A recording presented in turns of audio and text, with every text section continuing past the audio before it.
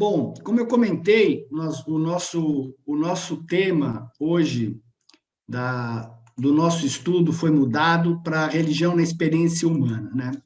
E o objetivo dessa mudança é dar uma continuidade ao nosso estudo da semana passada sobre o que nós falamos em relação à culpa, principalmente a culpa religiosa, que hoje nós temos bastante acentuada no mundo. E eu estava estudando um pouquinho essas questões no sábado e li um documento no livro de Urântia que eu achei super importante. Falei, puxa, isso daqui complementa o estudo da culpa.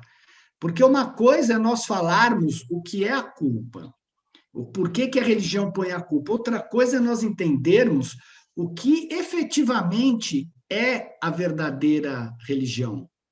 Qual é a função da religião em relação a todos nós?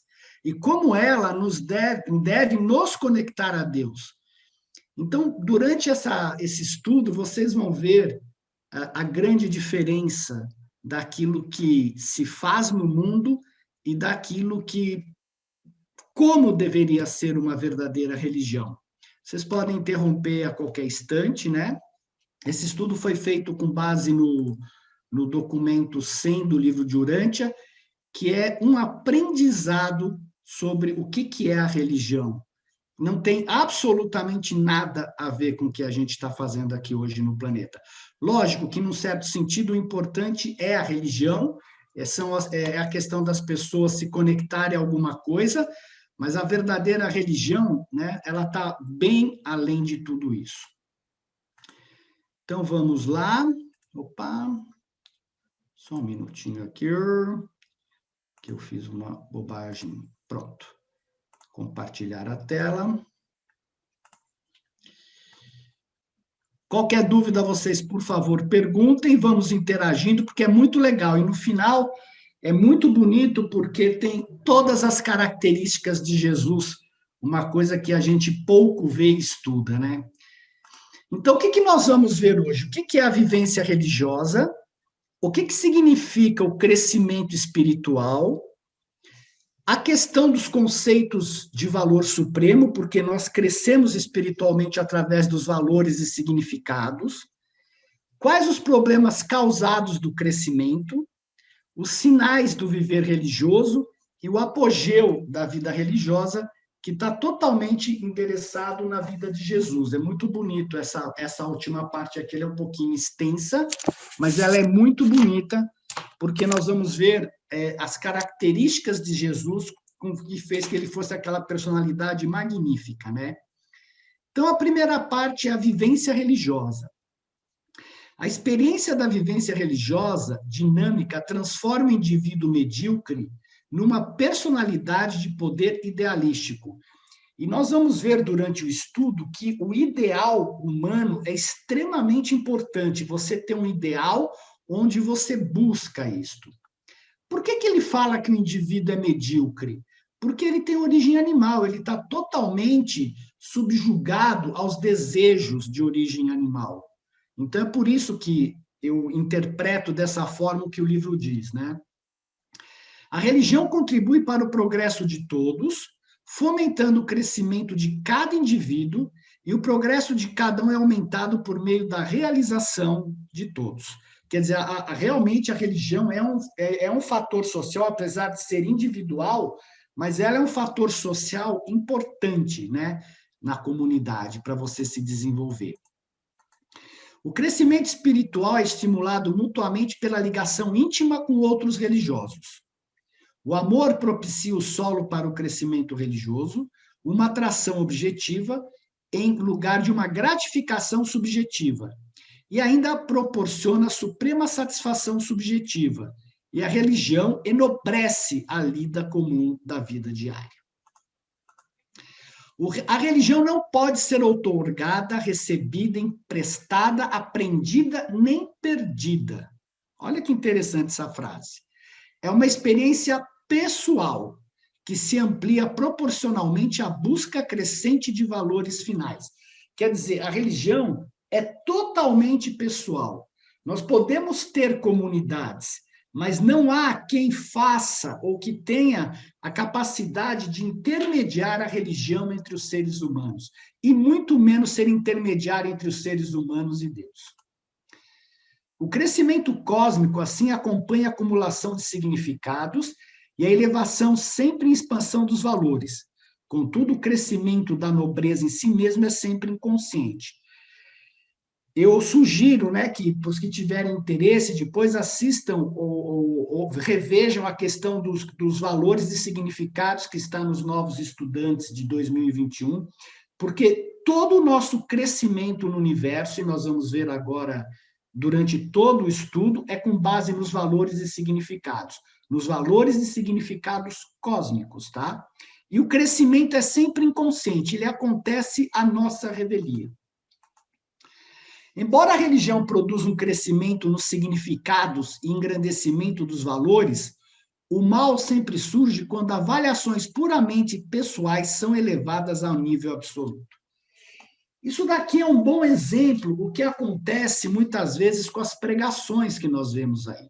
Porque a pessoa lê um parágrafo da Bíblia ou de algum documento sagrado, algum livro sagrado que ela acha, ela interpreta e ela coloca aquilo lá como absoluto.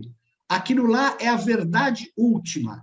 E faz com que todas as pessoas tenham que se comportar com aquela verdade que ela acredita que seja verdade.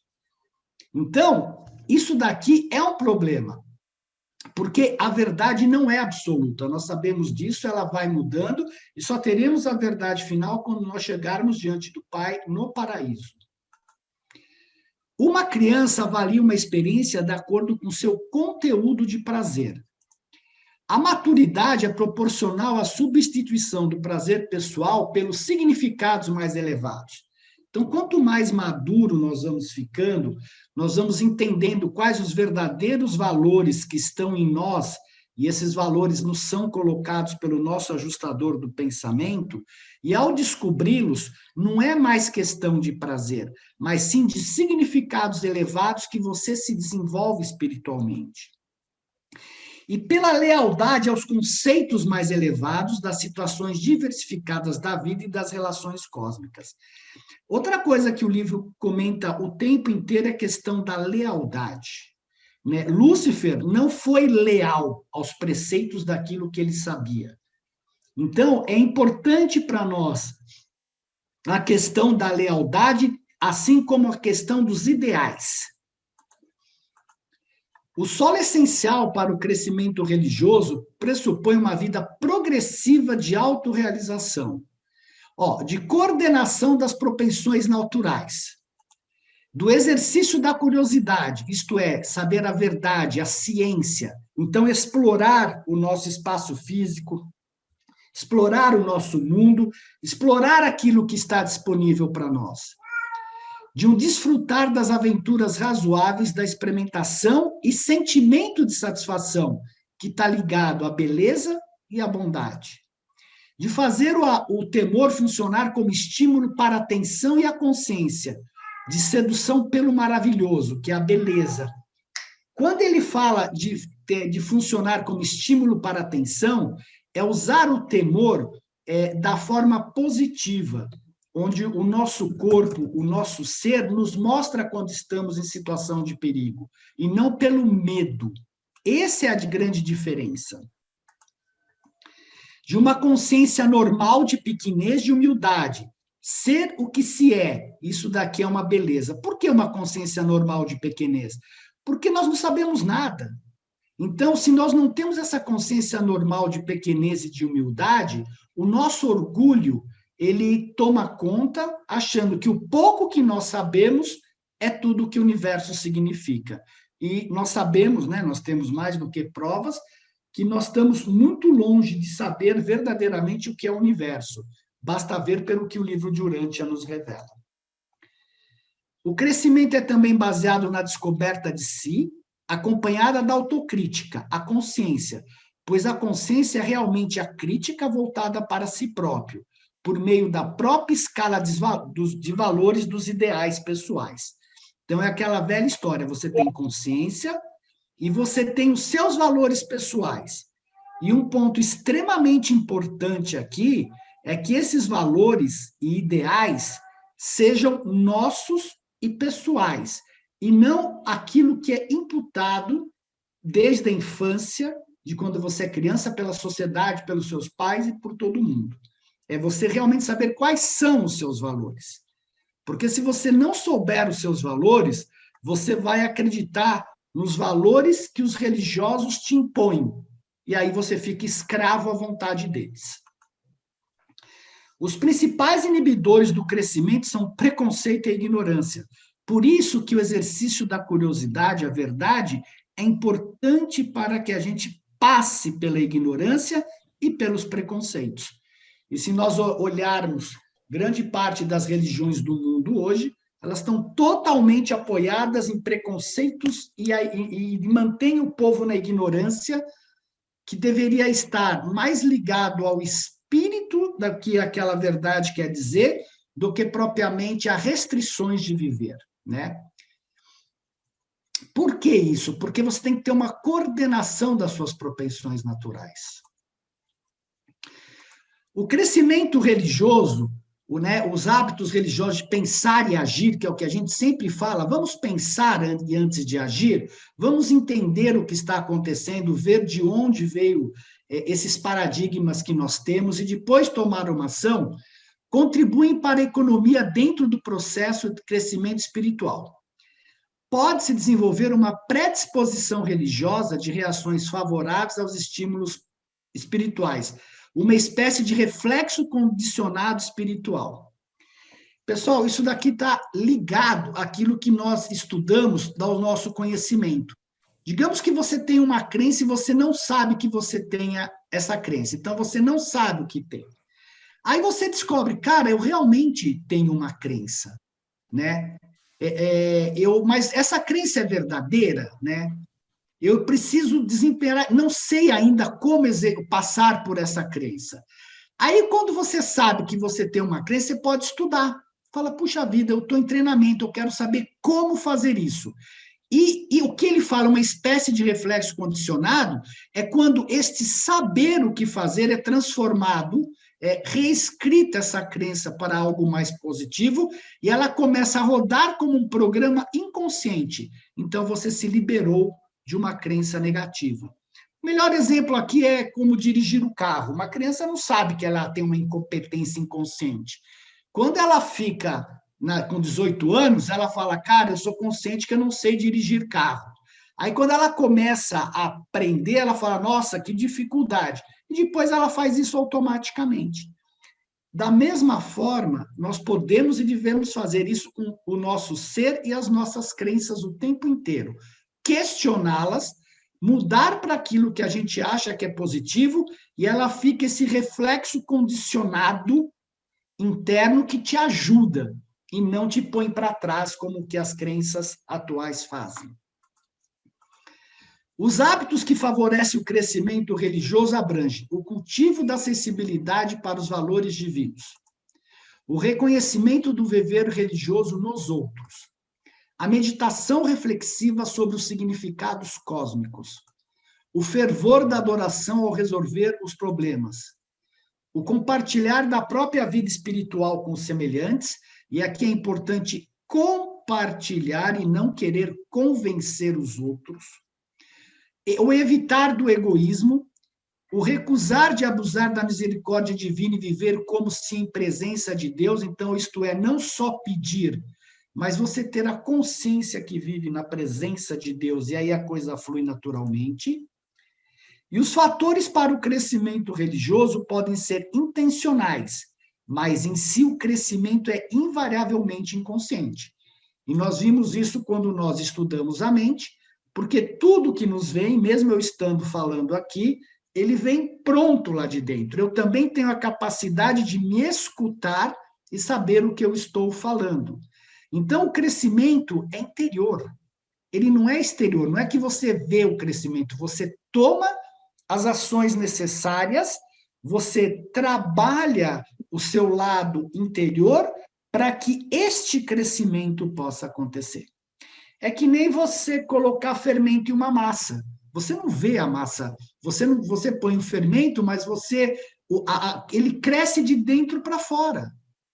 Você não vê, você não consegue provocar o crescimento. Você tem que pôr o fermento. E esse fermento são as nossas ações nos transformando internamente. E aí o crescimento vem naturalmente.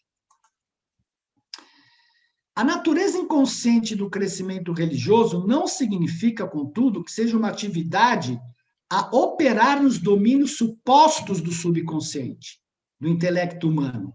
Significa, antes, atividades criativas nos níveis supraconscientes da mente mortal. A experiência da compreensão da realidade inconsciente do crescimento religioso é a comprovação mais positiva da existência funcional da supraconsciência. Aqui tem um ponto extremamente importante, porque muitas dessas conexões que as pessoas têm, muitas vezes essas conexões estão relativas ao seu subconsciente. E nós sabemos que no nosso subconsciente está o repositório da nossa carga genética, dos nossos ensinamentos, de todas as nossas crenças, está tudo lá para ser transformado. Quando ele fala que nós temos que estar atento à supraconsciência, é porque lá que o ajustador está modificando esses domínios supostos do subconsciente. Então, nós temos que separar essas supostas atividades de canalizações, e isso não é crítica, mas de canalizações e outras coisas, para ver se isso realmente é uma atividade que vem do seu subconsciente ou se é algo efetivamente que vem da sua supraconsciência. E você vai perceber isso pela forma que a coisa se manifesta, pelas palavras que aquilo expressa e pelos frutos que aquilo fornece para a humanidade. Então, nós vimos lá que o ajustador atua a partir da supraconsciência. E lá ele imprime em nós os valores, nós descobrimos esses valores e atuamos no domínio do subconsciente, transformando aquela carga hereditária, as crenças e tudo mais. Isto é crescimento. E uma coisa extremamente importante que nós tocamos até na semana passada, o livro fala, é dai a cada criança em desenvolvimento uma oportunidade para que ela faça com que a própria experiência religiosa cresça. Não imponhas a ela a experiência já pronta do adulto. Porque você demorou, isso é uma coisa que ocorre, os pais, eu não digo que isso seja incorreto ou não, nem poderia dizer, mas os pais querem que os filhos sigam os mesmos passos deles. Não que não seja bom, mas eles já colocam um monte de crenças nas crianças que depois, para lidar com isto quando adulto, é um problema. E a criança não tem a opção de optar por uma vida religiosa ou não. Ela deveria, sim, ser orientada em termos religiosos, da existência de Deus, de um Criador maior, de um Papai do Céu, o que quer que seja, mas nunca imposto a ela as restrições que geralmente as igrejas colocam. Lembrai-vos que o progresso, ano a ano, dentro de um regime educacional estabelecido, não significa necessariamente um progresso intelectual, e menos ainda um crescimento espiritual. O crescimento educacional verdadeiro é indicado pelo engrandecimento dos ideais humanos, você ser um idealista, por uma apreciação maior dos valores divinos que o teu ajustador está implementando dentro de nós, por novos significados para valores e maior lealdade aos valores supremos. Veja como o livro vai repetindo todo o tempo a questão dos ideais, valores, significados e lealdade. É isso que é importante para o nosso desenvolvimento religioso. As crianças impressionam-se permanentemente apenas pela lealdade dos seus companheiros adultos. Os preceitos ou os exemplos mesmos não exercem influência duradoura. Interessante, porque eu sempre achei que o exemplo era tudo para os filhos.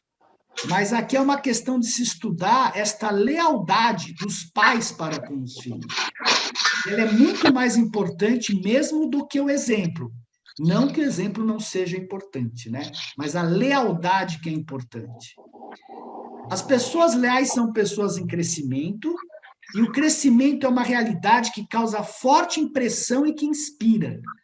Esse crescimento é quando você olha para uma pessoa e se fala, nossa, por que essa pessoa irradia? Você sente que ela é diferente, que ela irradia alguma coisa diferente, né?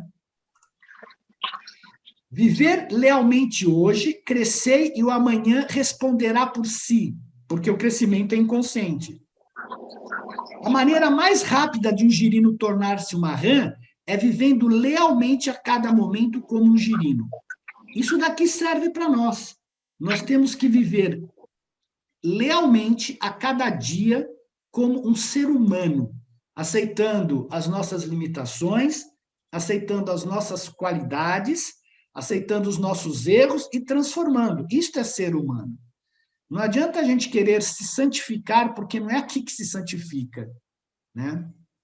Então, isso daqui é importante, viver lealmente a cada momento como você é um ser humano. Dúvidas? Ficou alguma dúvida até agora?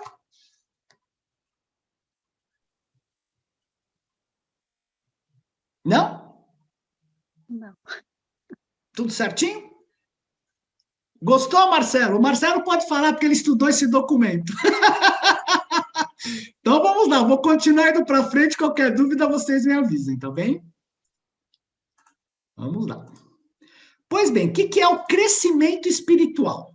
Importante a gente entender também nesse aspecto, né?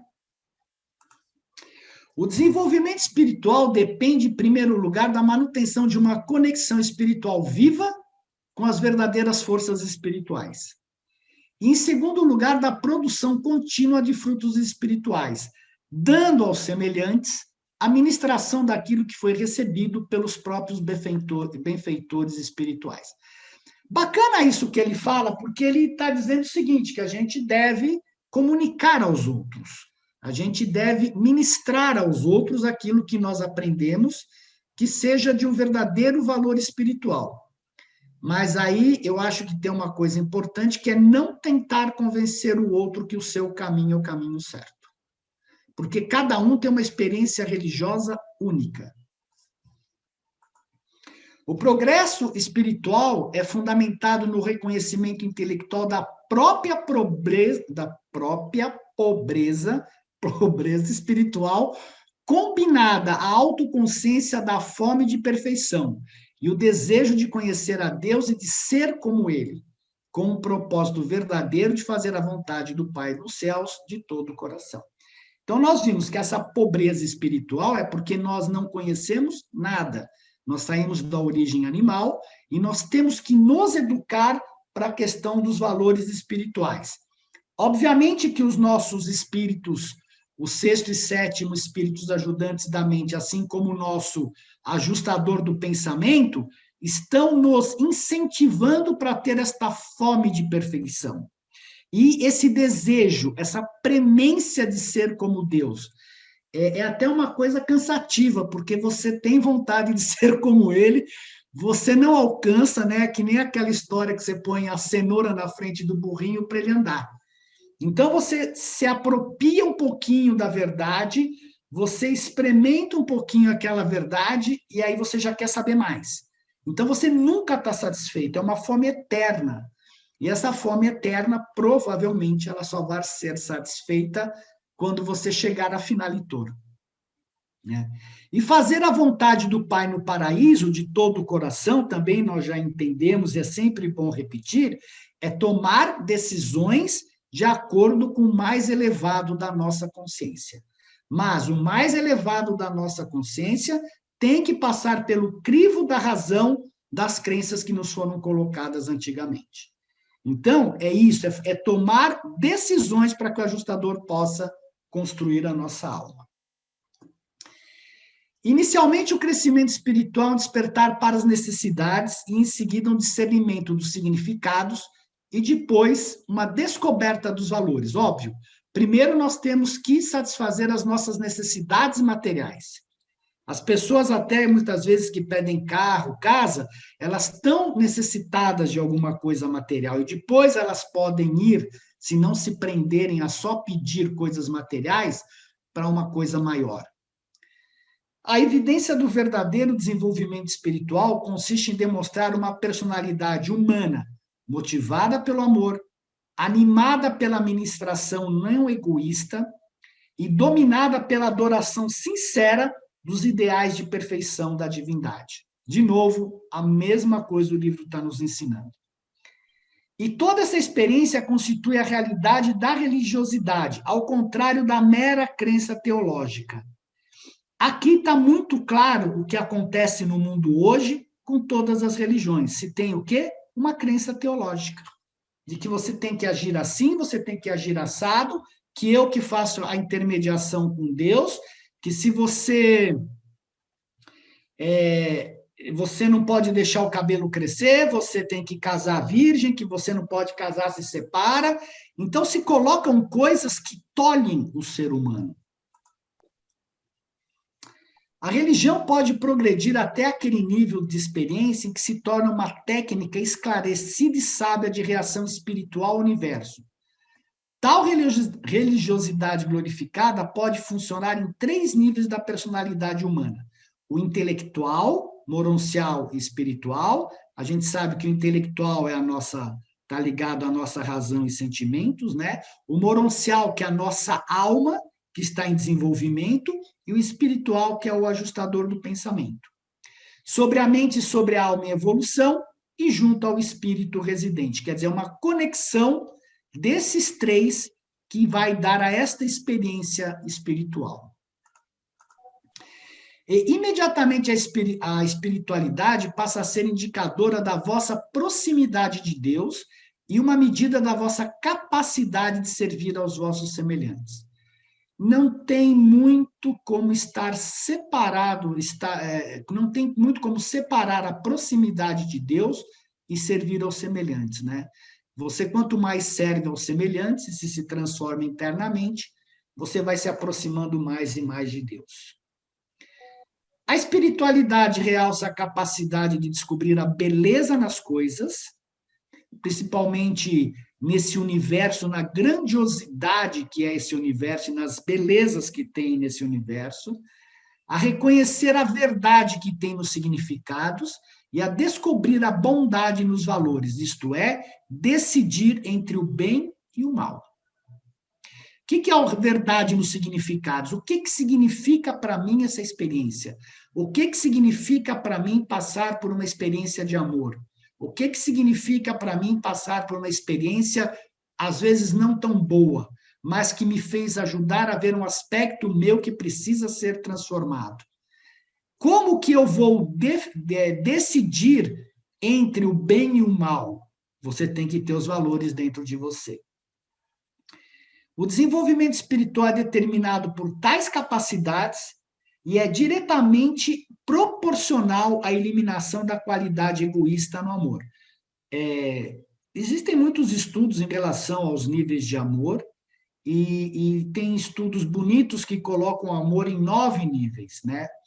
Então, a gente passa mesmo dos níveis do que se chama amor, se é que isso a gente pode chamar de amor, desde o nível mais baixo de amor, que é o amor egoísta, até o nível mais elevado de amor, que é o amor totalmente incondicional que se tem por tudo e por todos.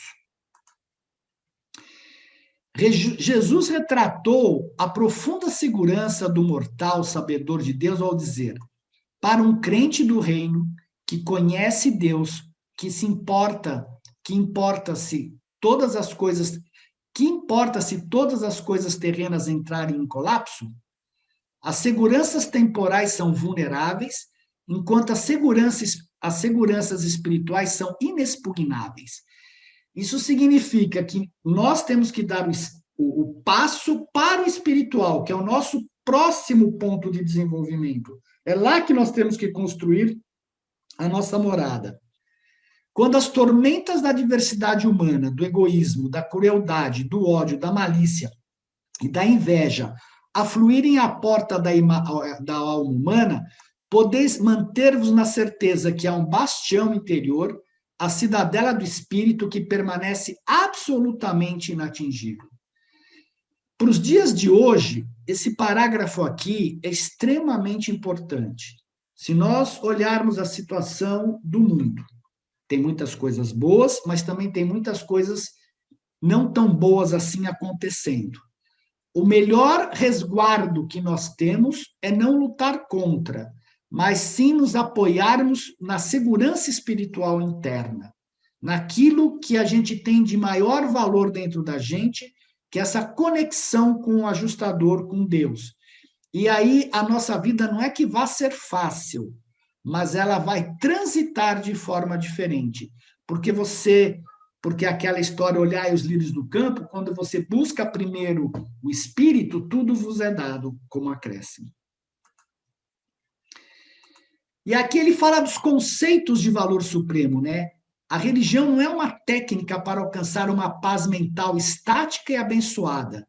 É um impulso para organizar a alma para o serviço dinâmico. É o alistamento de toda a individualidade no serviço leal de amar a Deus e servir ao homem. Na lealdade religiosa, há uma plenitude de consagração que é de magnífica sublimidade, e só quem experimenta isso pode entender. Esse tipo de lealdade é socialmente eficaz e espiritualmente progressivo. Para o religioso, a palavra Deus torna-se um símbolo que significa aproximação à realidade suprema e o reconhecimento ao valor divino, isto é, o próximo passo além do terreno. As preferências e os desagrados humanos não determinam o bem e o mal. Os valores morais não advêm de desejos realizados ou de frustração emocional. Os valores morais vêm do teu ajustador do pensamento e da tua prática no dia a dia. Significação é algo que a experiência acrescenta ao valor. É a consciência apreciativa dos valores. O que tem valor para mim? Cara, isso tem um enorme valor para mim. Amar a Deus pode ser uma coisa que você tenha um enorme valor. Amar os seus semelhantes pode ser uma coisa que seja um valor, tem um significado e um valor para você enorme. Então, a experiência de você amar, ela acrescenta o valor e te permite com que você tenha consciência do quão belo, do quão bom pode ser amar o próximo. Um prazer isolado é puramente egoísta e pode conotar uma desvalorização virtual dos significados, um gozo sem sentido a beirar as raias do mal relativo. Os valores tornam-se experienciados quando as realidades têm sentido e são mentalmente associadas, quando tais relações são reconhecidas e apreciadas pela mente. Ao falar que tais relações têm que ser reconhecidas e apreciadas pela mente, isto significa que elas têm que ser conscientizadas. Você tem que tirar aquilo de dentro e, através da experiência, se conscientizar do valor desses valores, do significado desses significados que essa experiência está te trazendo. Os valores nunca podem ser estáticos. A realidade significa mudança, crescimento. A mudança sem crescimento, sem expansão de significados e sem exaltação do valor, nada vale, é mau potencial. É você ficar preso naqueles ritos que você sempre faz e que você nunca vai para frente porque tem medo, ou porque aquela é uma crença tão forte que você não consegue ir além daquilo lá. Quanto maior a sua qualidade de adaptação cósmica, mais significado qualquer experiência traz. O valor supremo da vida humana consiste no crescimento dos valores junto ao progresso dos significados e na realização da inter-relação cósmica de ambas essas experiências. E aqui que é lindo. E tal experiência é equivalente à consciência de Deus. O valor da vida consiste no crescimento dos valores junto ao progresso dos significados. Foi o que a gente acabou de ler aqui. Os valores tornam-se experienciados quando as realidades têm sentido e são mentalmente associadas, quando tais relações são reconhecidas e apreciadas pela mente. E isto significa o quê? É tal experiência que vale a consciência de Deus. Porque Deus está experienciando através de nós. O Ser Supremo experiencia através de nós. E nós, ao passarmos pela experiência, entendermos seu significado, o seu valor, nós estamos trazendo essa consciência ou impregnando essa consciência também no Supremo. Esse mortal, embora não sendo supranatural, verdadeiramente está se tornando supra-humano, uma alma imortal que está evoluindo. O homem não pode provocar o crescimento, mas ele pode gerar condições favoráveis para tanto. O crescimento é sempre inconsciente, seja ele físico, intelectual ou espiritual. E assim cresce o amor, pois ele não pode ser criado, nem manufaturado, nem comprado. Ele deve crescer. A evolução é uma técnica cósmica de crescimento. E nós nunca vamos parar de crescer, porque se pararmos de crescer, a nossa alma morre. A alma é movimento, ela é crescimento, ela está ligada à expansão. O crescimento social não pode ser assegurado pela legislação e não se obtém o crescimento moral por uma melhor administração. O homem pode manufaturar uma máquina, mas o real valor dessa deve derivar da cultura humana e da apreciação pessoal dessa máquina. A única contribuição que pode advir do homem para o crescimento é a mobilização dos poderes totais da sua personalidade. Nesse parágrafo, ele fala o seguinte: a nossa personalidade, ela tem muitas características, ela é uma bênção que o Pai nos doa, e nós temos que mobilizar, através da nossa fé e das nossas ações, esses poderes da personalidade. Né? Porque o ajustador, a bem da verdade, o ajustador, a presença dele em nós, ele ajuda a que esses poderes, a melhor manifestar aquilo, os dons que o Pai nos deu e que está na nossa personalidade. E a gente faz isso através da fé, que é o acreditar. Dúvidas? Bem falado, Stanley, porque é importante, e você vê que o livro nos adverte sobre isso. Por que a religião é pessoal? Porque cada ser humano que tem um ajustador, ele tem uma centelha do Pai. E aquela centelha é um fragmento do Pai que vai se expressar através, que vai experienciar através daquela pessoa. Então, a religião é você com aquele fragmento do Pai. Não é você com a coletividade. Tanto é que depois, como a gente já viu em Avona, todo o seu ensinamento é particular. Primeiro você aprende nos superuniversos a viver em grupo, a se desenvolver em grupo, que são apenas 1000 e poucos planetas, para depois você passar por 1 bilhão de planetas no desenvolvimento individual. Quer dizer, é o próprio Pai, o fragmento do Pai personalizado que vai se desenvolver para que quando você chegue diante do Pai como finalitor, aquela personalidade que projetou a identidade num corpo humano, na alma, no ajustador, projeta a personalidade no próprio Pai universal. Então, ela volta para o Pai com experiência. Ela retorna ao Pai com toda a experiência que ela coletou ao longo da sua evolução.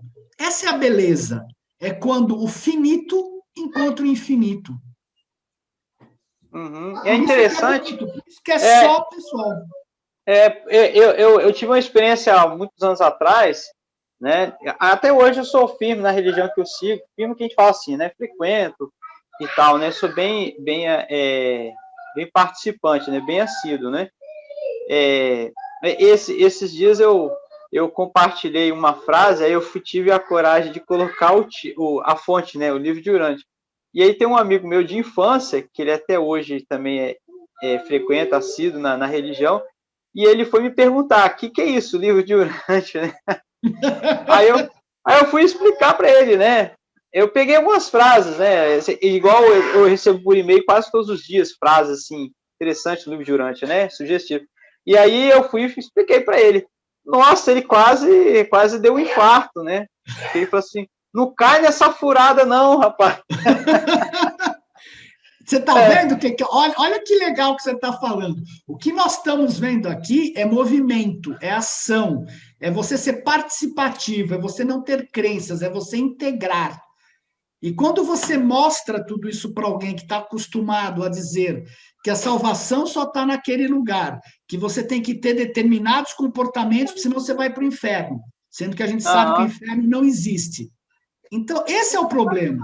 Então, por isso que é importante a gente ver o que a verdadeira religião significa para a gente, que é muito mais elevado daquilo que a gente vê hoje em dia na humanidade. Né? Bom, vamos em frente. Vamos ver o próximo passo, que é muito importante, que é a questão dos problemas do crescimento. Interessante, né? Porque o livro fala quais são os problemas do crescimento. Primeira coisa, pessoal, conflito. Não tem como você crescer sem ter um conflito. Conflito com o quê? Com todo o seu passado, com tudo aquilo que te foi colocado e que funciona de forma automática no seu subconsciente. Conflito com aquilo que você acha que você tem que ser, com aquilo que você, com o seu ideal mais elevado de ser como Deus, né? O viver na religiosidade é o viver devotado. E o viver devotado é viver criativo, original, espontâneo.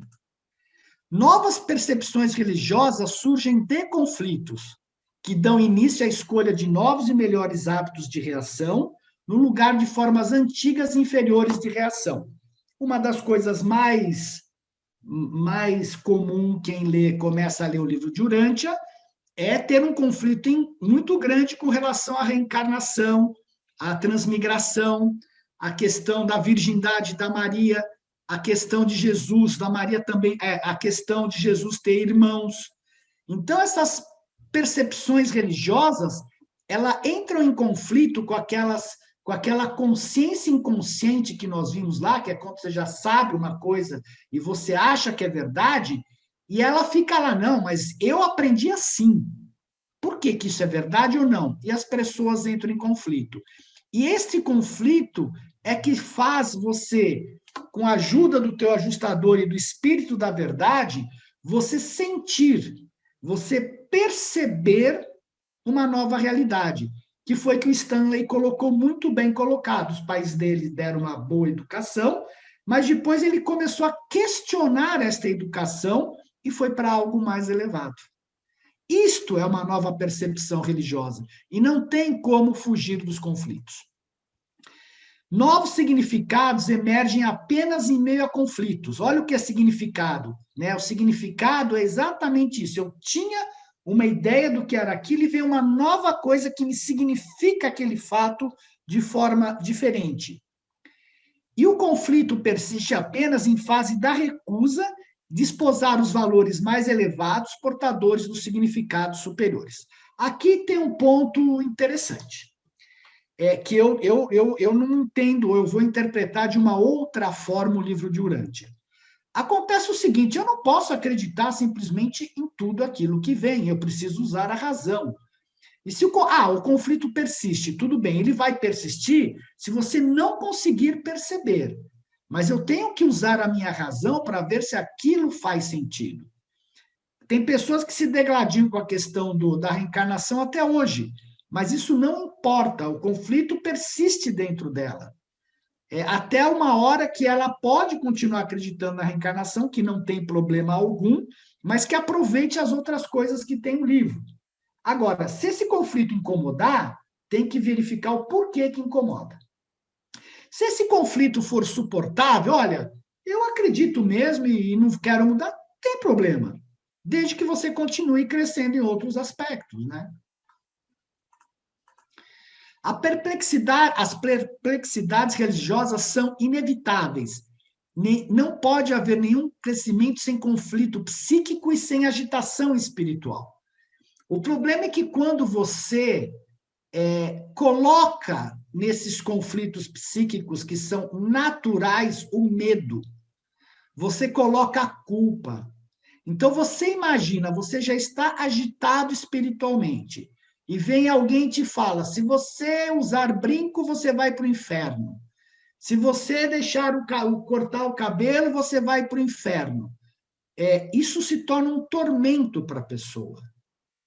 Porque você já está em conflito para sair de alguma coisa que te foi imposta, para algo que você está buscando internamente a Deus.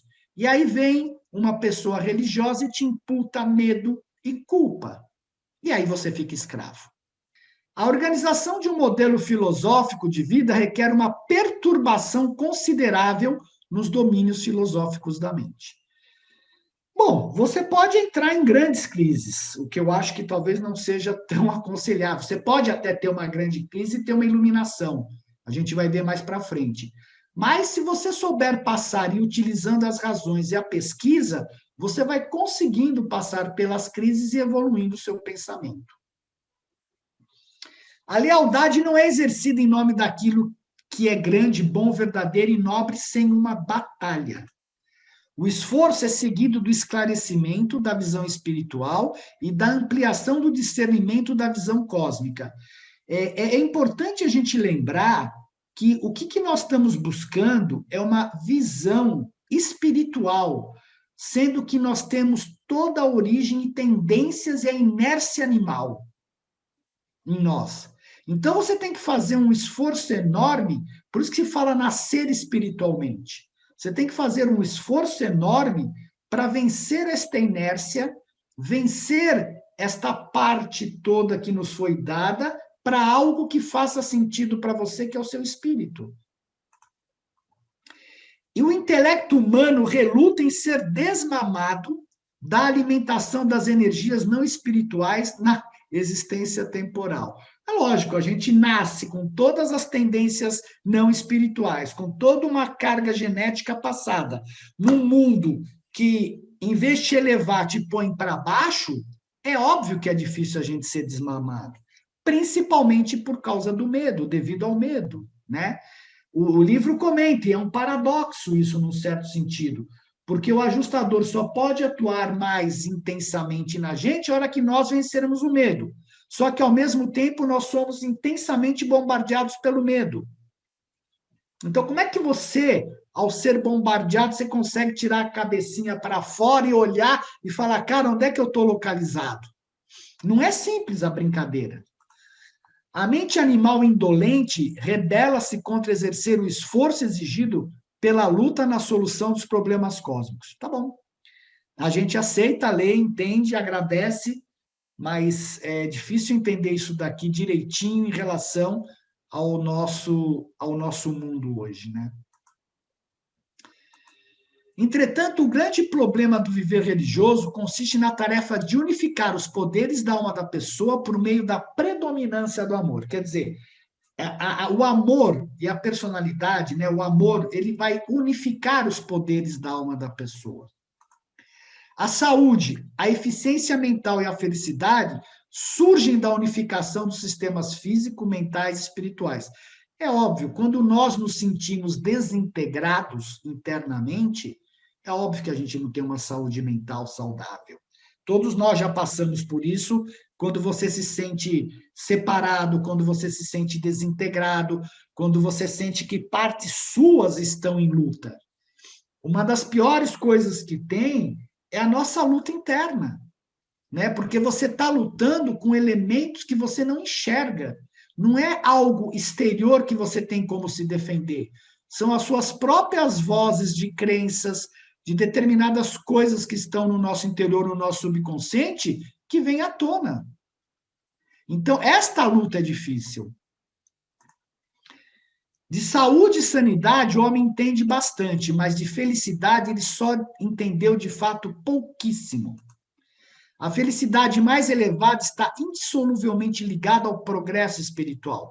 E a gente sabe que, apesar das lutas, é muito engraçado, porque quando eu comparo, talvez de maneira muito pobre, essa luta espiritual, quando ela é verdadeira, ela acaba te dando um certo prazer, apesar da dor.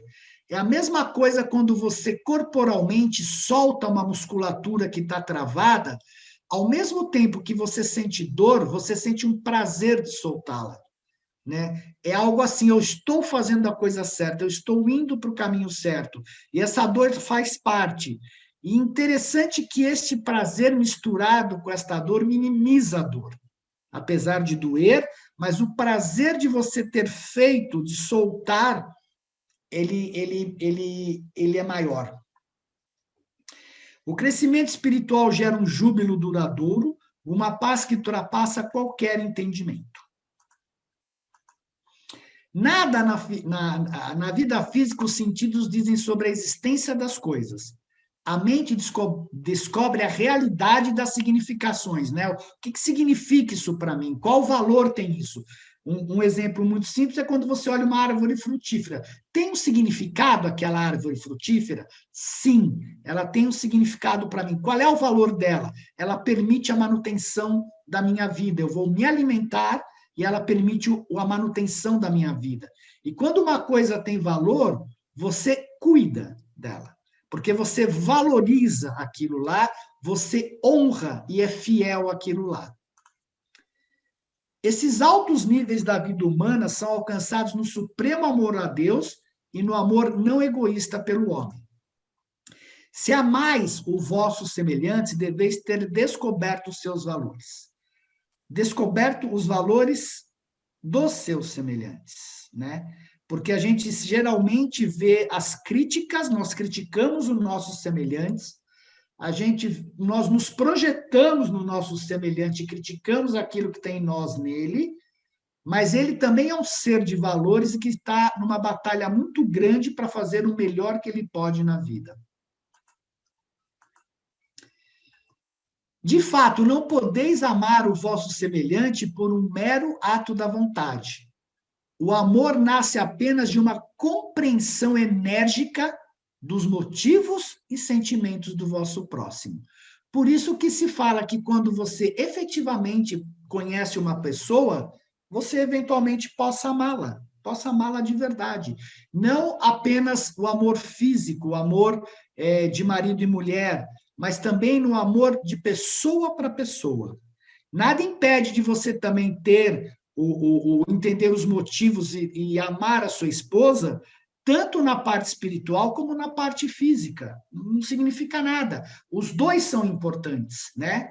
Então você vai entender, vai ter o que a gente chama, principalmente no relacionamento dos casais, depois de muito tempo, é a admiração que um tem pelo outro que mantém o amor desse casal. Porque se não houver admiração, provavelmente não tem o amor suficiente para manter isso. Não é tão importante amar a todos os homens hoje quanto é importante que aprendais a cada dia a amar um ser humano a mais. Eu acho muito legal isso do livro, porque ele fala, você não tem que amar todo mundo, porque isso é um processo interno, né? Se a cada dia ou a cada semana alcançardes a compreensão de mais um dos vossos irmãos, e se for esse o limite da vossa capacidade, então certamente estareis socializando e verdadeiramente espiritualizando a vossa personalidade. Era uma coisa que Jesus adorava fazer, conhecer os seres humanos, entender os seres humanos, saber aquilo que está por trás. E aonde está a beleza de tudo isso? Porque cada ser humano é único, cada ser humano tem um dom dado pelo Pai e que pode nos ensinar e pode nos fazer admirar aquela pessoa. Entendo que existe o lado difícil, né? O lado do ser humano, que é o lado que nós estamos trabalhando. Mas se a gente conseguir olhar o lado bom da pessoa, o lado que é o fragmento do Pai, com aqueles dons da personalidade, aí é possível você amar. O amor é contagiante, e quando a devoção humana é inteligente e sábia, o amor é mais cativante que o ódio. O ódio, realmente, ele não deixa de ser cativante num certo sentido, né? E ruminativo, porque você fica remoendo o ódio, é um horror isso. Mas, por outro lado, o amor é mais cativante. Ele tem que ser um poder maior do que o ódio, porque senão não haveria um contrapeso em favor do amor em relação ao ódio. Todavia, apenas o amor genuíno e não egoísta é verdadeiramente contagioso. Se cada mortal pudesse tornar-se o foco de uma afeição dinâmica, tal vírus benigno do amor penetraria logo a corrente da emoção sentimental da humanidade, numa extensão tal que toda a civilização seria abraçada pelo amor, e isso seria a realização da irmandade sobre os homens. Lindo, maravilhosa essa frase. Isso daqui, fundamentalmente, é o como a gente tem que fazer o ama ao teu próximo como a ti mesmo, né? Que é tornar-se foco de uma afeição dinâmica para cada ser humano. Aqui ele está explicando como se faz amar o próximo como a ti mesmo. É amar um ser humano por dia. Eu não vou dizer para vocês que é fácil ou difícil, eu não fiz esse teste ainda. Bom, aqui tem uma coisa importante, que é a questão da conversão e do misticismo que nós temos hoje no mundo, né? O mundo está repleto de almas perdidas, não no sentido teológico, porque temos muitas pessoas religiosas, mas porque perderam o sentido de direção e encontram-se vagando na confusão entre os ismos e os cultos de uma era filosoficamente frustrada. Pouquíssimas almas aprenderam como estabelecer para si mesmas uma filosofia de vida em lugar de aceitar o autoritarismo religioso. Cara, é difícil mesmo, porque você pega a dicotomia entre as religiões orientais e ocidentais. Você fala A, o outro fala B. Você vai num lugar, tem um monte de proibições. Então, e aí que ele fala vagando em confusões entre os ismos. É muito bom você estudar? Sim. Mas quanto mais você estuda, você pode ficar mais confuso ainda, porque como é que eu sintetizo tudo isto dentro de uma crença lógica? Porque tudo é crença. Eu não tenho comprovações do que as religiões falam. É questão de fé. E aí a pessoa fica confusa mesmo, porque você não tem parâmetros para saber o que é verdade ou não. E aí que eu acho que o livro de Urântia tem um grande valor, porque pelo menos a minha experiência e que eu sei de outras pessoas também que tiveram, ele faz sentido. Entre tudo aquilo que eu estudei, no final, ao ler o livro, eu falei, isto para mim faz sentido. Isto para mim é muito mais lógico do que tudo que eu estudei até agora. E foi por isso que eu fiquei no livro de Urântia. Porque se não fosse isso, eu já tinha estudado tudo, teosofia, ubiose, Rosa Cruz, Umbanda, Igreja Católica, onde vocês quiserem eu já zanzei. Né? E aí você acha a verdade? Tem verdades, sim. Mas você não consegue fazer uma filosofia de vida vendo todas essas coisas. Porque cada um fala de forma diferente, às vezes até a mesma verdade. Deveria ficar esclarecido que as profissões de fé aos supremos ideais, a percepção psíquica, emocional e espiritual daquele que tem consciência de Deus, podem vir de um crescimento natural e gradual, ou podem, algumas vezes, ser experienciadas em certas conjunções como uma crise. O apóstolo Paulo experimentou exatamente uma conversão súbita e espetacular naquele dia memorável na estrada de Damasco. Gautama Siddhartha teve uma experiência semelhante na noite em que se assentou a sós e buscou penetrar o mistério da vida final. Muitos outros têm passado por experiências e muitos crentes verdadeiros progrediram em espírito sem nenhuma conversão súbita. O Eckhart Tolle passou por uma conversão súbita quando ele quis se suicidar naquela noite no apartamento dele, e ele acordou no dia seguinte completamente transformado. Aquilo lá pode ter movimentado forças internas nele, entendeu? Mas você vê que Paulo e as pessoas podem sim ter um subitamente, como o livro de Urântia fala, ou você vai progredindo em espírito sem nenhuma conversão súbita. Você vai construindo a ponte e de repente você cruza a ponte. E aqui é muito importante hoje para as pessoas, principalmente para nós, para a gente ficar um pouco mais atento a esses fenômenos que acontecem geralmente nas igrejas, né? A maior parte dos fenômenos espetaculares relacionados às chamadas conversões religiosas é inteiramente psicológica pela sua natureza. Interessante que o livro foi escrito em 1900, ficou pronto em 1935. Eu não sei se já existia todas aquelas crenças, e não existia, porque era só a Igreja Católica, que existe hoje. Ele fala das conversões religiosas é inteiramente psicológica pela sua natureza. Mas de quando em quando ocorrem experiências que são também espirituais pela sua origem. Quando a mobilização mental é absolutamente total, em qualquer nível psíquico de expansão na direção da realização espiritual. Quando é perfeita a motivação humana de lealdade à ideia divina. Então, muito frequentemente ocorre que o espírito residente, o nosso ajustador, sincroniza-se subitamente abaixo com o propósito concentrado e consagrado da mente supraconsciente do mortal crente. E tais experiências de fenômenos intelectuais e espirituais unificados constituem as conversões que consistem em fatores além do envolvimento puramente psicológico.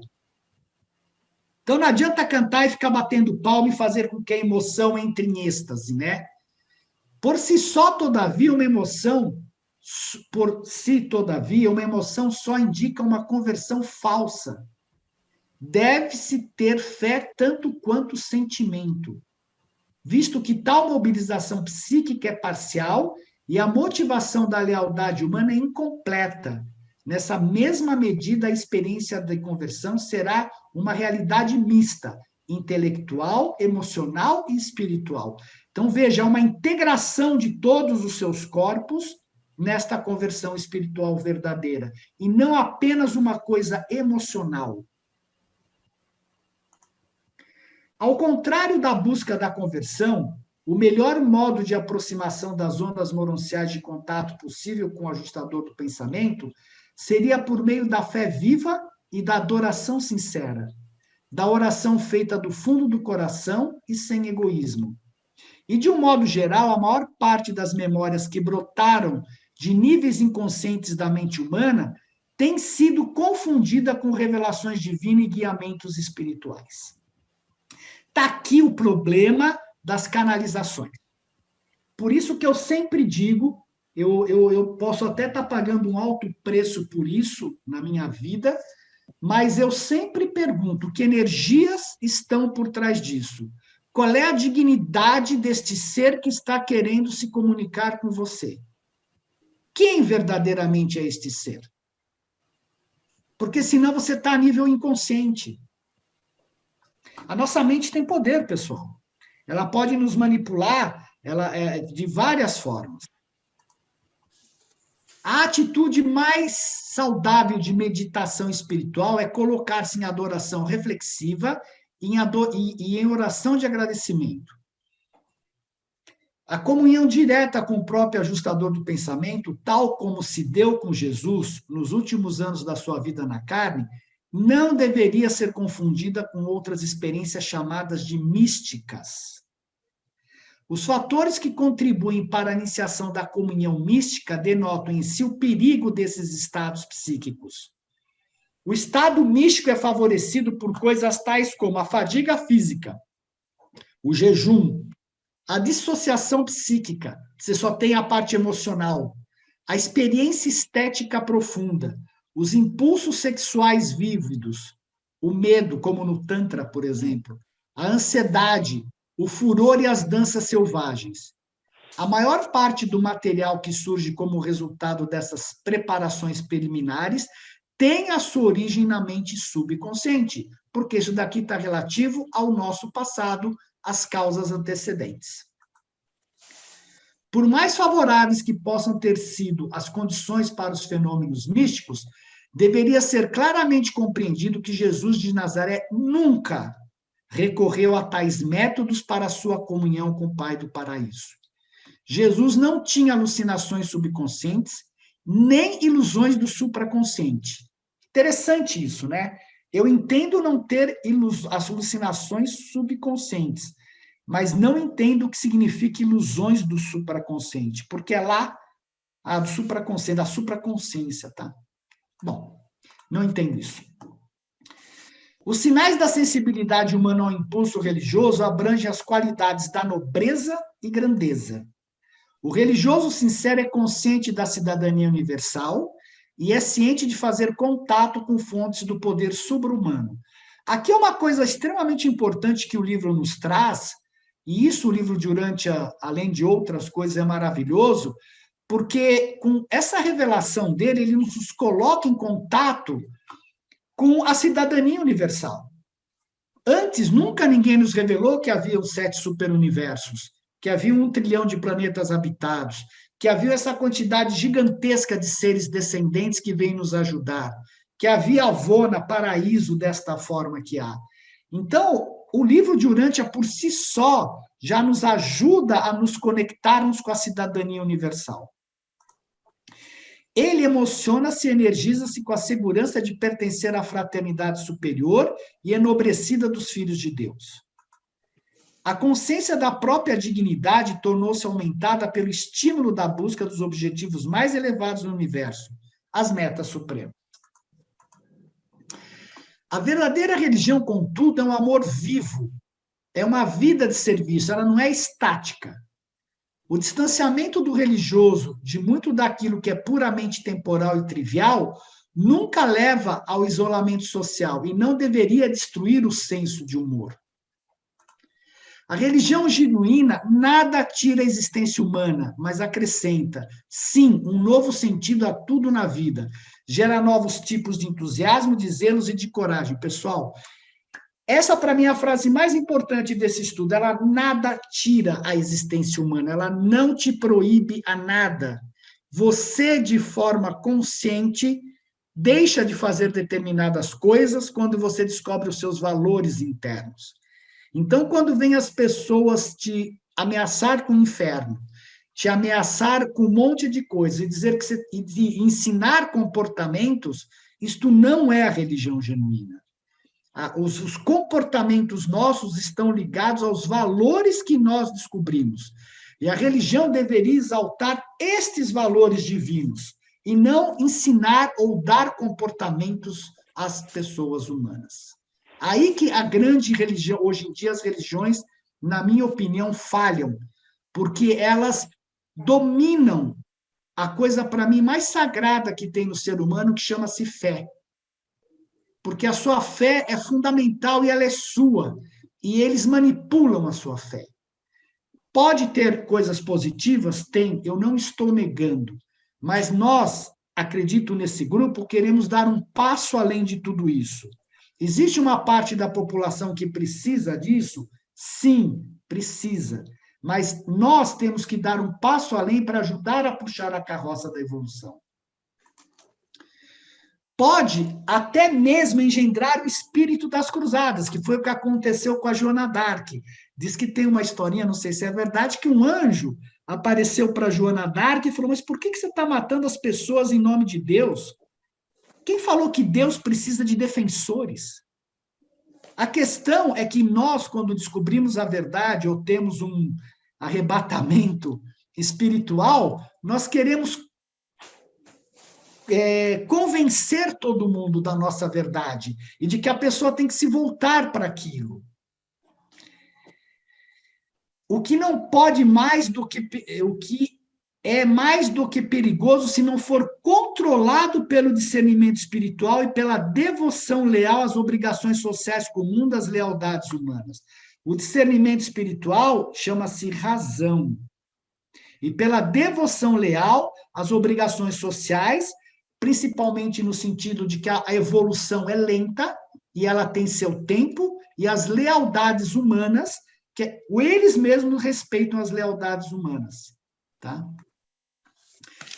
A diferença característica entre a religião que evolui e a religião revelada é uma qualidade nova de sabedoria divina, que é acrescentada à sabedoria humana puramente experiencial. Ela acrescenta, ela evolui aquilo que você sabe. Ela não expurga, ela não diz que é mentira, ela evolui o seu ponto de vista. No entanto, é a experiência dentro das religiões humanas que desenvolve a capacidade para a recepção das dádivas subsequentes de maior sabedoria divina e discernimento cósmico. Isto é, as religiões têm a sua importância, mesmo que muitas vezes incorreta. A questão toda é a manipulação que se faz das pessoas através da religião. Esse que é o ponto.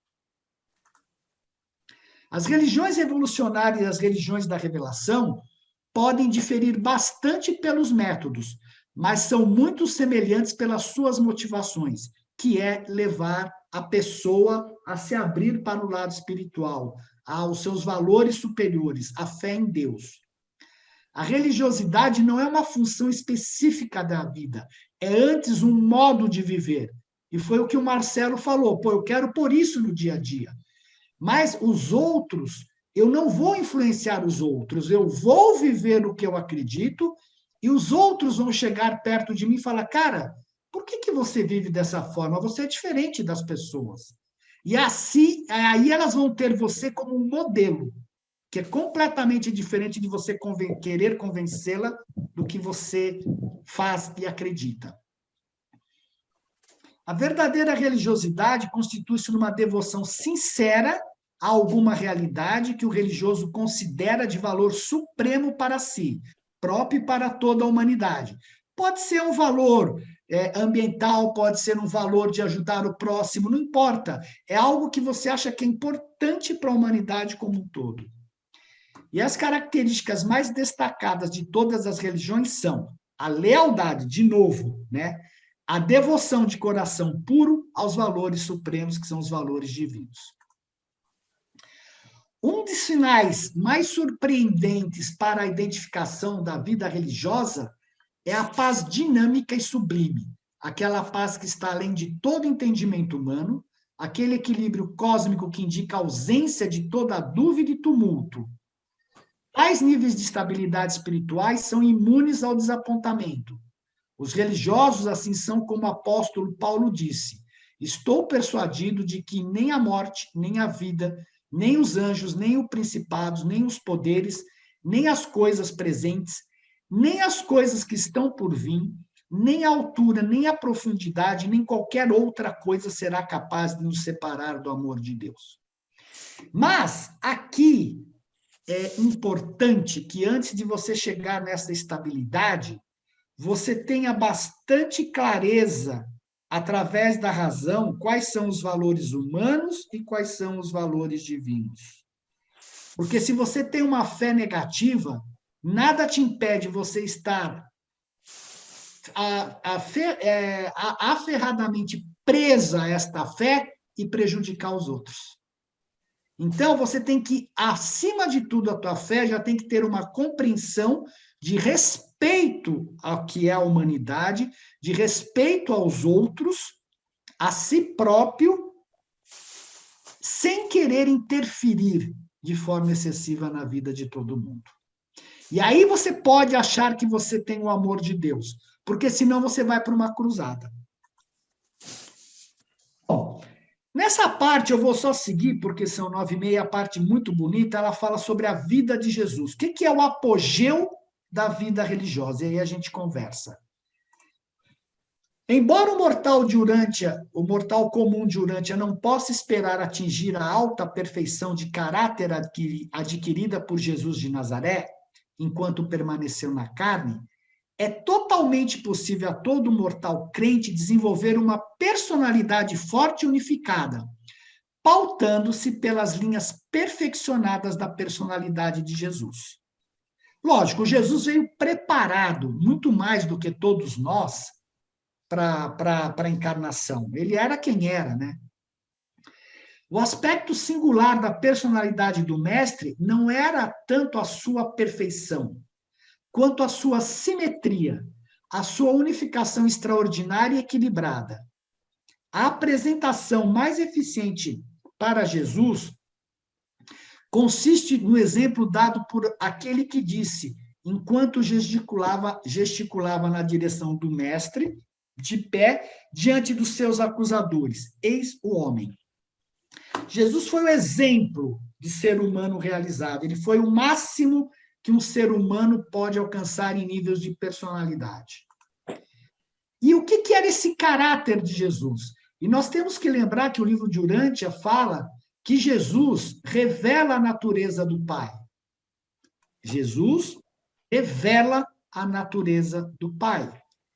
Então, primeiro, Jesus era razoável e acessível, prático em todas as suas ministrações.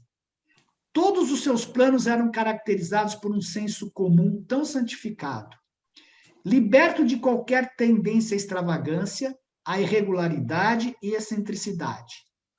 Nunca era caprichoso, esquisito ou histérico. Em todos os seus ensinamentos e em tudo que fazia, havia uma discriminação depurada, ligada a um senso extraordinário do que é apropriado. Foi uma personalidade bem equilibrada. Seus inimigos mantinham um respeito salutar por ele e chegavam mesmo a temer a sua presença. Jesus não conhecia o medo. Quando você tem esses valores, as pessoas sentem. Esse é o ponto.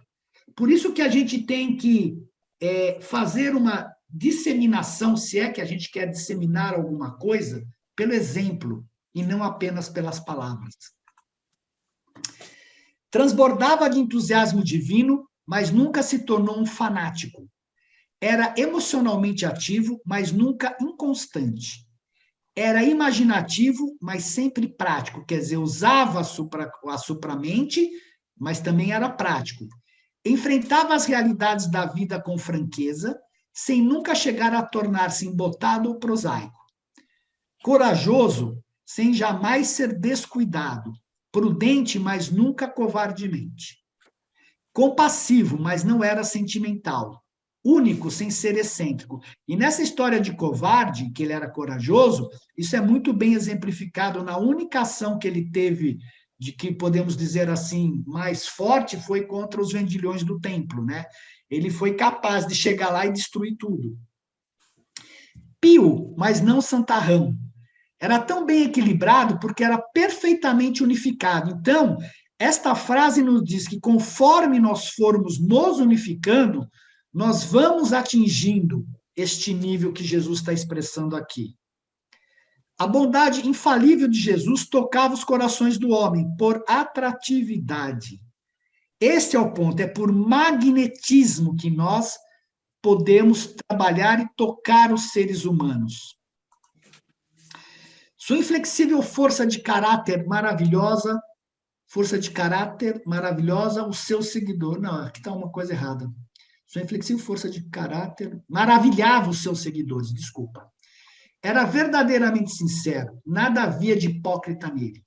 Não tinha afetação, era sempre autenticamente reanimador. Nunca condescendia em pretensões, jamais recorria à trapaça. Viveu a verdade do mesmo modo que ele a ensinou. Ele foi a verdade.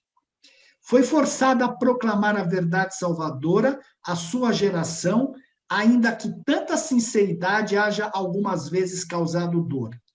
Ele foi inquestionavelmente leal a toda a verdade. A originalidade de Jesus não era sufocante. Não estava preso à tradição. E a gente sabe que, principalmente naquela época, os judeus tinham muitas tradições. Nem limitado pela escravidão a nenhum convencionalismo restritivo. Falava com uma confiança segura e ensinava com autoridade absoluta. Sua originalidade superior não o levava a negligenciar as pérolas da verdade contida nos ensinamentos dos seus predecessores e contemporâneos. Isto é importante, a verdade está no planeta. A gente precisa saber buscá-la. Acontece que o livro fala que o ser humano está perdido em tantos ismos, porque não deveriam haver tantos ismos, esse que é o ponto. O mais original dos seus ensinamentos foi a ênfase dada ao amor e à misericórdia, em lugar do medo e do sacrifício. Jesus era muito amplo de visão, exortava os seus seguidores a pregar o evangelho a todos os povos, não tinha nenhuma estreiteza de mente. O seu coração compassivo abraçava toda a humanidade e mesmo o universo. Sempre a sua exortação era: quem quiser vir, que venha. Quem quiser vir, que venha. Chama-se atração magnética. Eu não preciso ir atrás convencer as pessoas. Ele confiou em Deus como um homem entre os homens. Ele confiou de um modo muito sublime no Pai do céu, como uma pequena criança confia no seu pai terreno. E aí que eu falo, imagina quando você tem problemas com seu pai, como é difícil você depois transferir essa confiança para Deus. A sua fé foi perfeita, mas não presunçosa. Não importava quão cruel a natureza possa parecer, nem quão indiferente possa ser ao bem-estar do homem na terra.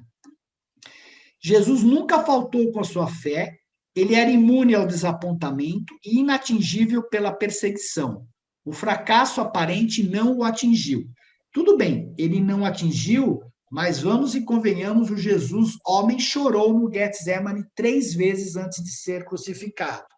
Então, existia um ser humano lá por trás, que era o Jesus homem, que atingiu a realização, mas que também tinha os sentimentos humanos com ele. Jesus amou os homens como irmãos, ao mesmo tempo reconhecendo quão diferentes dos deles eram seus dons inatos e as suas qualidades adquiridas. Ele escolheu o caminho de fazer o bem. Era uma pessoa alegre, mas não era um otimista cego nem pouco razoável. A sua palavra constante de exortação é: tende ânimo. E é difícil a gente ter ânimo o dia inteiro, né? Podia manter a atitude confiante por causa da sua fé inabalável em Deus e na sua confiança imperturbável no homem. Interessante ele ter uma confiança imperturbável no homem, né? Demonstrou sempre uma consideração tocante por todos os homens, porque os amava e acreditava neles. Foi sempre fiel às suas convicções e magnificamente firme na sua devoção de fazer a vontade do seu Pai. O mestre foi sempre generoso. Nunca se cansou de dizer: dar é mais abençoado do que receber. Gratuitamente recebestes, dai gratuitamente. Ilimitada generosidade nunca foi esbanjador ou extravagante. Ensinou que deveis acreditar para receber a salvação, pois todo aquele que procura receberá. Jesus era alegre de um modo consistente, não obstante algumas vezes haver bebido profundamente da taça do sofrimento humano, e aí foi aquilo que eu falei do Getsemane, né? Ele se frustrou também quando a família dele não foi dar as boas-vindas, saudá-lo quando ele começou a pregação. Toda a família dos apóstolos desejaram boa sorte, e ele não. Ninguém foi desejar boa sorte para ele, ele ficou sentido com isso. Destemidamente enfrentou as realidades da existência e permaneceu pleno de entusiasmo pelo evangelho do reino. Controlava o seu entusiasmo, nunca se deixou controlar por ele. Era dedicado sem reservas aos assuntos do Pai, o que é natural porque ele veio para isso. Nós temos que ser dedicados e sem reservas aos assuntos dos homens, buscando o Pai. Esse entusiasmo divino levou os seus irmãos não espiritualizados a pensarem que ele estava fora de si, mas o universo que observava apreciava-o como modelo de sanidade e como arquétipo da suprema devoção mortal aos altos padrões da vida espiritual. O seu entusiasmo controlado foi contagioso. Os seus companheiros eram levados a compartilhar o seu otimismo divino. A sua coragem só foi igualada pela sua paciência. Sempre que foi pressionado a agir prematuramente, apenas respondia: não, a minha hora não chegou. Nunca tinha pressa, a sua serenidade mantinha-se sublime. Isso é legal, né? Não tinha pressa, difícil isso. Frequentemente tornava-se indignado com o mal e intolerante com o pecado. Resistiu poderosamente àquilo que era contrário ao bem-estar dos seus filhos na terra. No entanto, a sua indignação contra o pecado nunca o levou a ficar enraivecido com os pecadores. Porque isso é um jogo entre o bem e o mal, né? A coragem de Jesus foi magnífica, mas ele nunca era irrefletido. A sua palavra-chave foi: não temais. A sua bravura era elevada e a sua coragem frequentemente heróica. No entanto, a sua coragem estava ligada à prudência e controlada pela razão. Tá aqui, ó. A razão é super importante em tudo, assim como o sentimento. Era uma coragem nascida da fé, não da presunção cega na negligência. Era verdadeiramente valente, mas nunca atrevido. Jesus foi grande porque era bom, e mais, ele confraternizava com as crianças pequenas. Ele era gentil e despretensioso na sua vida pessoal e ainda era ele o homem perfeccionado de todo o universo. Os seus companheiros chamavam-no espontaneamente de mestre. Jesus foi a personalidade humana perfeitamente unificada. E ainda agora, como na época da Galileia, ele continua a unificar a experiência mortal e a coordenar os esforços humanos através do Espírito da Verdade também, né? Ele unifica a vida, enobrece o caráter e simplifica a experiência. Entra na mente humana para elevada, para transformá-la e transfigurá-la. É literalmente verdade que, se qualquer homem tem Cristo Jesus dentro de si, ele é uma nova criatura.